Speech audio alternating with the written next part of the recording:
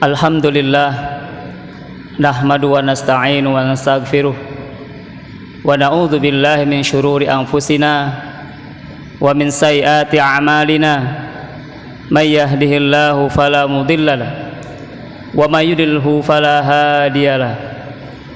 Asyhadu an la ilaha illallah wahdahu la syarikalah huwallazi arsala rasulahu bil huda wa dinil haqq liyudhhirahu 'alad dini kullihi wa kafaa billahi syahida. Wa asyhadu anna Muhammadan abduhu wa rasuluh la nabiyya ba'dah al-mab'usu rahmatan lil alamin basyira wa nadhira wa da'iyan ila Allahi wa sirajan munira. Allahumma sholli ala hadan nabiyil karim Muhammad sallallahu alaihi wasallam wa ala alihi wa ashabihi wa man tabi'ahum bi ihsanin ila yaumiddin. Rabbi shrah li sadri wa yassir li amri wahlul 'uqdatam min lisani yafqahu qawli, amma ba'd. Hadirin kaum muslimin rahimani wa rahimakumullah jami'an. Alhamdulillah, tidak terasa waktu senantiasa terus berjalan sampai kita di malam yang ke-17. Betul Pak ya? Masya Allah, tidak terasa perjalanan kita sudah separuh daripada Ramadan di tahun 1445 Hijriah ini. Pertanyaannya bagi kita adalah, apakah di separuh yang telah kita lewati, amal-amal apa saja yang telah kita perbuat selama ini, atau memang kita melaksanakan Ramadan ini hanya sekedar rutinitas menyelesaikan kewajiban kita kepada Allah Subhanahu wa taala, setelah itu bas, tidak ada apa-apanya bagi kita. Mudah-mudahan kita enggak seperti itu. Karena kita inginkan setelah kita keluar daripada Ramadan ini, Allah mengampuni dosa-dosa kita. Dalam satu riwayat dikatakan, rogiba an fi rajulin, Rasulullah mengatakan celaka seseorang itu, celaka seorang itu. Sampai beliau mengatakan 3 kali, dikatakan ya Rasulullah, apa yang celaka? Di antaranya adalah orang yang menemui Ramadan, kemudian dia keluar daripada Ramadan dan tidak diampuni dosa-dosanya. Masya Allah, mudah-mudahan kita enggak demikian. Hadirin Rasulullah, hadirin kaum muslimin rahimakumullah, kita tidak ingin menjadi orang yang keluar pada Ramadan ini tanpa ada bekas sedikit pun. Kita tidak ingin keluar pada Ramadan ini tidak memberikan pada kita kebaikan-kebaikan sedikit pun dalam kehidupan kita untuk kedepannya. Kita ingin kedepannya lebih baik dan lebih baik kembali. Jadi kita bukan menjadi hamba Ramadan, tapi kita menjadi hamba Allah Subhanahu wa taala. Kita hanya beribadah hanya di bulan Ramadan saja. Setelah itu selesai Ramadan habis pula ibadah kita. Kita tidak ingin menginginkan hal yang seperti itu Allah. Kita menginginkan ibadah-ibadah kita yang kita lakukan di Ramadan ini senantiasa terus berkelanjutan di kemudian hari. Di bulan-bulan berikutnya, di bulan Syawal, Dzulqa'dah, Dzulhijjah dan seterusnya. Di Ramadan ini terus semakin baik dan semakin baik di kemudian harinya. La'allakum tattaqun. Allah memberikan pada kita label la'allakum tattaqun. Allah menggunakan kalimat kata dalam bentuk fi'il mudhari, tattaqun, agar engkau menjadi orang yang senantiasa bertakwa. Mudhari itu hari ini dan yang akan datang. Artinya apa? Harus ada kesinambungan. Bukan hari ini saja, tapi terus berikutnya dan berikutnya. Hadirin Allah, ini salah satu pesan daripada Ramadan untuk kita semua. Mudah-mudahan kita semakin baik di kedepan harinya. Hadirin Allah, Ramadan dikenal juga dengan Syahrul Quran. Ramadan Allah Subhanahu wa taala turunkan di dalamnya Al-Quran. Syahrul Ramadan alladzi unzila fihi al-Quran hudal linnas wa bayyinatin minal huda wal furqan. Ramadan di mana Allah turunkan Al-Quran, maka Ramadan menjadi bulan yang mulia di antara bulan-bulan yang lainnya. Sekalipun ada bulan-bulan yang lain mulia selain Ramadan, yaitu Dzulhijjah, Dzulqa'dah, Dzulhijjah, Al-Muharram, Rajab, 4 bulan ini Allah muliakan juga, tapi tidak bisa menyamai kemuliaannya Ramadan yang ada pada kita hari ini sekarang ini. Mudah-mudahan kita bisa memanfaatkan momen yang langka ini, karena ini ketemu setiap setahun sekali dan belum tentu tahun depan kita akan menemui Ramadan kembali. Siapa tahu Ramadan ini adalah Ramadan yang terakhir bagi kita. Kemarin beberapa waktu yang lalu, sehari kemarin itu, saudara-saudara kita meninggalkan kita lebih awal. Allah masih memberikan pada kita kesempatan untuk datang kepadanya, memohon ampun, dan Allah berikan kesempatan ini bagi kita. Belum tentu diberikan kesempatan kepada orang-orang yang lain. Maka hadirin Allah, mari kita gunakan, manfaatkan kebaikan ini, manfaatkan hal yang sisa sedikit ini untuk menambah kebaikan-kebaikan kita di bulan Ramadan ini. Hadirin Allah, dekatlah dengan Al-Quran, karena Al-Quran akan memberikan kepada kita syafi'un. Al-Quran memberikan syafaat bagi kita semua. Itulah keutamaan daripada Al-Quran. Hadirin Allah, ketika kita ingin mulia, maka dekatlah dengan Al-Quran. Ketika kita akan menginginkan kebahagiaan, maka dekatlah dengan Al-Quran. Karena Al-Quran memberikan kepada kita segala sesuatunya. Ada satu ungkapan dari Allah, katakan, Alimu auladakumul Quran. Ajarilah anak-anakmu Al-Quran. Wa sayu'allimuhu kulla syai'in.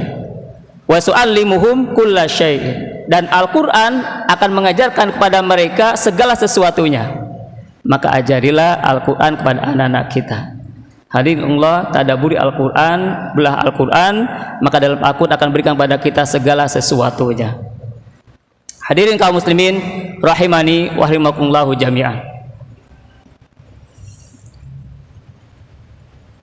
Bulan yang dimana diturunkannya Al-Quran, maka bulan tersebut menjadi bulan yang mulia, yakni Ramadan. Malam yang mana diturunkannya Al-Quran, maka malam tersebut menjadi malam yang mulia, yaitu Lailatul Qadar. Inna anzalnahu fi Lailatul Qadar. Lailatul Qadari khairum min alfi syahr. Tanazzalul malaikatu warruhu fiha biizni rabbihim min kulli amr. Salamun hiya hatta matla'il fajr. Satu malam yang begitu mulia karena diturunkannya Al-Quran. Maka malam tersebut menjadi malam kemuliaan, yakni Lailatul Qadar. Dan orang yang diturunkannya padanya Al-Quran, maka orang tersebut menjadi orang yang mulia di antara kita. Siapa dia? Muhammad sallallahu alaihi wasallam. Allah turunkan Al-Quran ini kepada Muhammad sallallahu alaihi wasallam, maka dialah orang yang mulia di antara kita. Maka hadis Allah, ketika Allah Subhanahu wa taala menghujamkan Al-Quran kepada seseorang, maka seorang tersebut akan Allah angkat derajatnya. Ketika Allah SWT hujamkan Al-Quran pada jiwa seseorang, maka orang tersebut akan menjadi orang yang mulia.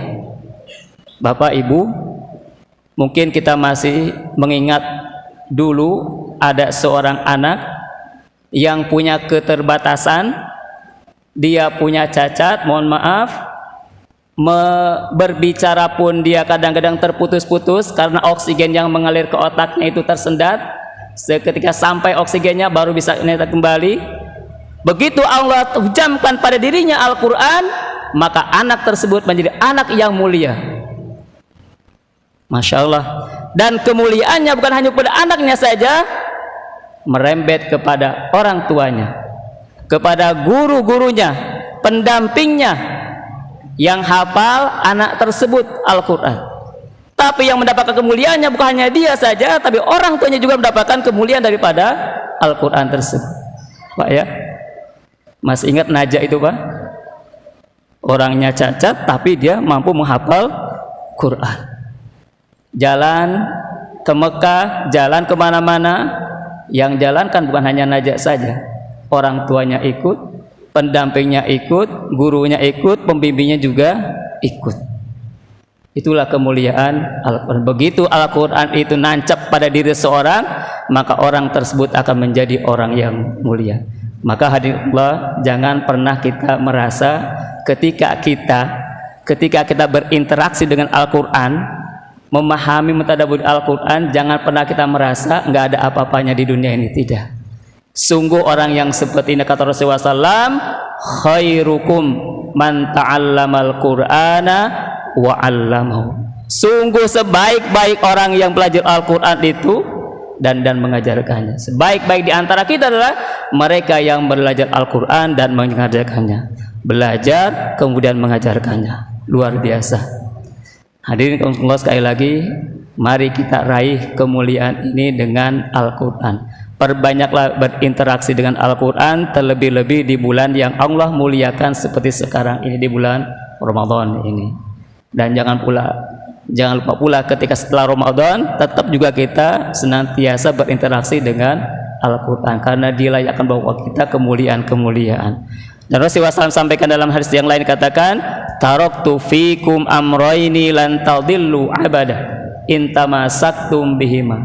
Aku tinggalkan pada kalian dua hal dan kalian tidak akan pernah tersesat padanya. As-sunnah kitabullah wa sunnat Rasulullah SAW, yaitu Al-Quran dan sunnahnya Rasulullah Sallallahu Alaihi Wasallam.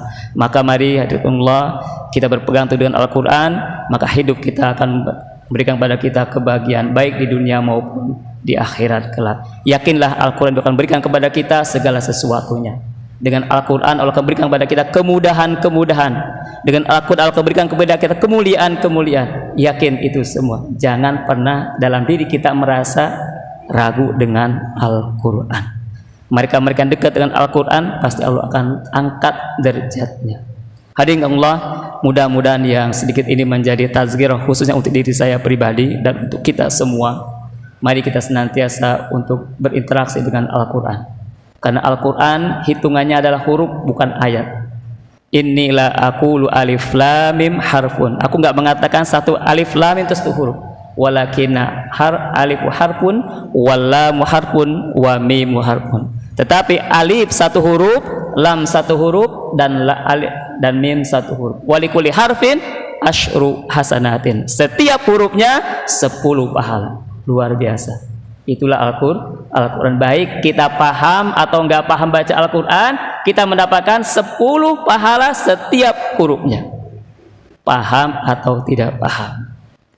Apalagi kalau kita memahami Al-Quran dengan sebaik-baiknya, kemudian dilaksanakan dalam kehidupan kita sehari-hari. Hadirin Allah, demikian mudah-mudahan ada manfaatnya. Sekali lagi inilah tazkirah untuk diri saya sendiri dan untuk kita semuanya. Mudah-mudahan Allah SWT memudahkan kita dalam berinteraksi kita dengan Al-Quran dan membumikannya dalam kehidupan kita sehari-hari. Demikian, mudah-mudahan sekali lagi mohon dimaafkan. Assalamualaikum warahmatullahi wabarakatuh.